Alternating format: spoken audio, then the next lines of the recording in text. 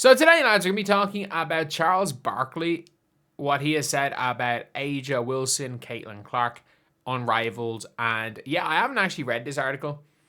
I did get sent it by somebody, so I'm like, you know what? Maybe there is something in this to react to, so I'd rather react to it on live right here. So, it says, Charles Barkley warns about Caitlin Clark and A'ja Wilson's decision that could ruin the WNBA. So, amid deteriorating CBA discussions, a looming threat of a lockout and bitterness between the WNBA players and commissioner, Charles Barkley was on the Rich Eisen show, where a situation with the WNBA inevitably came up. Chuck pretty much stated his favorite player has put the league in jeopardy. I love Napheesa. I was really rooting for her to win MVP, he said, before revealing the revolution. Revealing the revolution she started. So listen, she has, and she's one of the owners of Unrivaled, which we produce in our network. If they screw around and go on strike, a bunch of those star players could go to Unrivaled, and they could start their own league. Napheesa Collier and Breanna Steward found Unrivaled a unique format. The players were not only signed onto teams, but also elected in the league, which meant they benefited from the profits. Unlike Situation W, several former NBA players predicted that the female basketball players who were in Unrivaled are going into CBA negotiations guns loaded, warning that wanting similar profit sharing in the league's success. The very success owed to superstars like Caitlin Clark, Paige Bueckers, and Angel Reese. What the fuck has Cameron Brink done for the growth of the WNBA? And Paige Bueckers.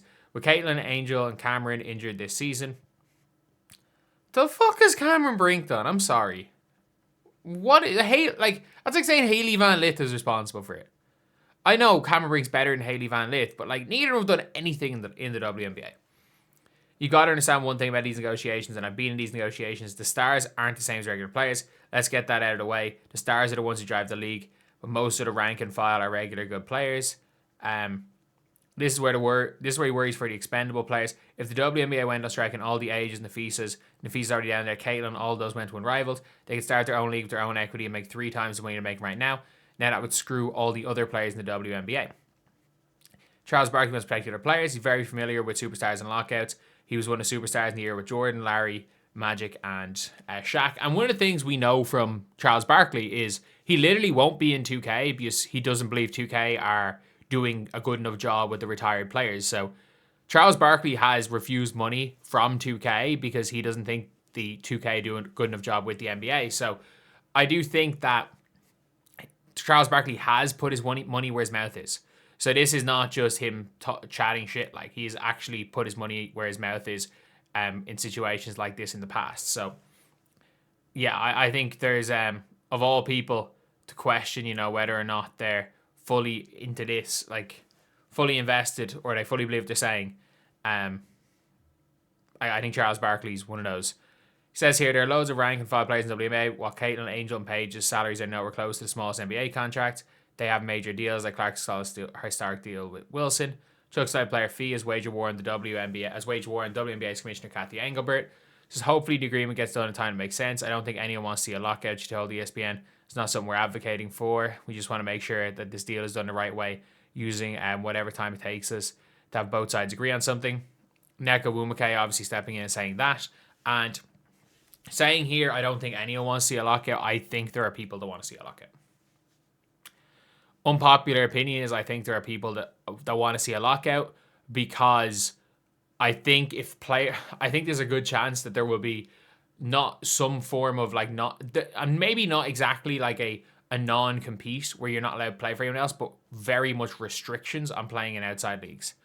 There's going to be restrictions. But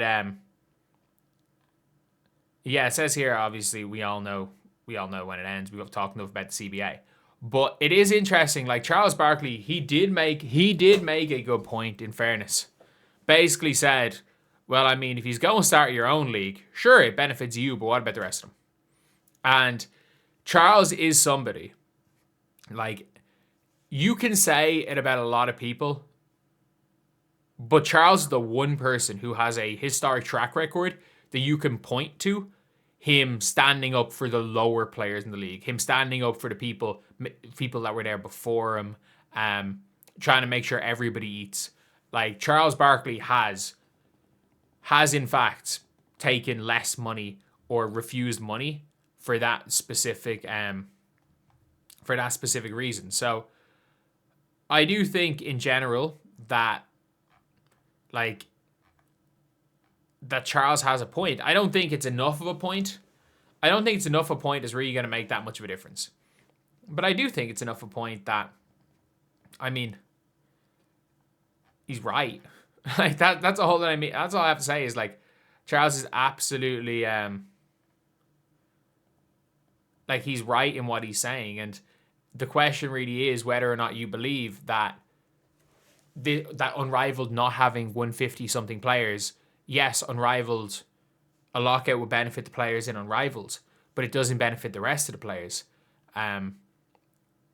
Whether or not you think that's more of a positive that the stars get paid closer to what they're worth is more positive in the health of the league in general.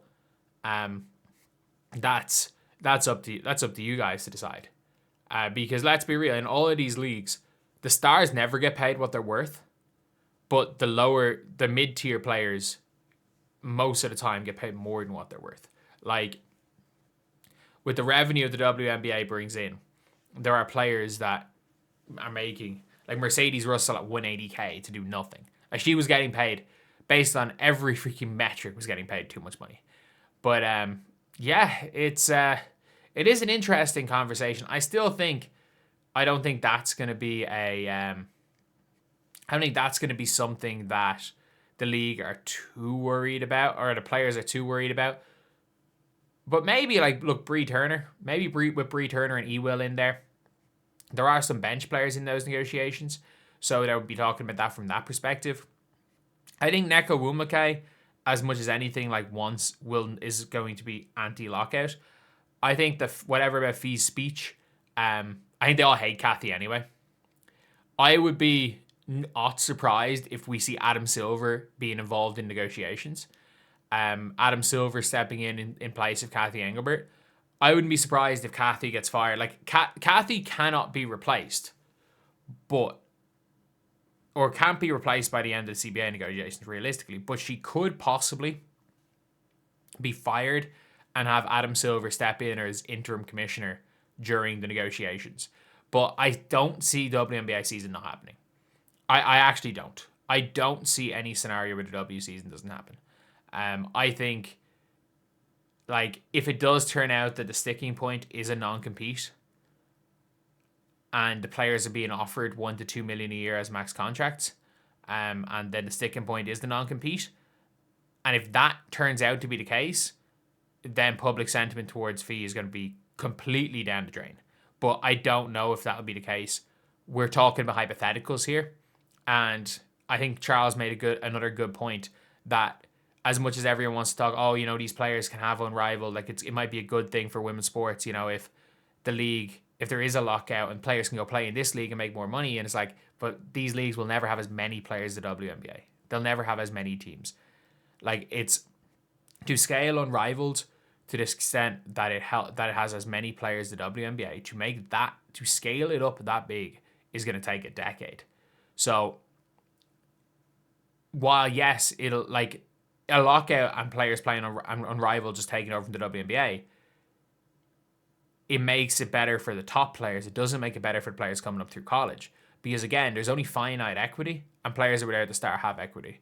So the salaries may not increase at the rate that people expect because with the league growing in revenue, the higher the salaries go for players, the less original players' equity is worth. And then there's a conflict of interest in what the salaries are going to be, because the higher the salaries, the less players are gaining through equity. And like investors are going to be pissed if players are getting huge salaries and the league's not making the profit that they want as investors. So I think it becomes really, if Unrivaled becomes the league and the WNBA goes into lockout, it becomes really tricky. I think an ideal scenario is that both of them exist from a fan perspective. I don't think that's going to happen. Or I'll say not that I don't think they both exist. I think there's going to be restrictions anyway on playing in other leagues. But yeah, that's the video. See you guys.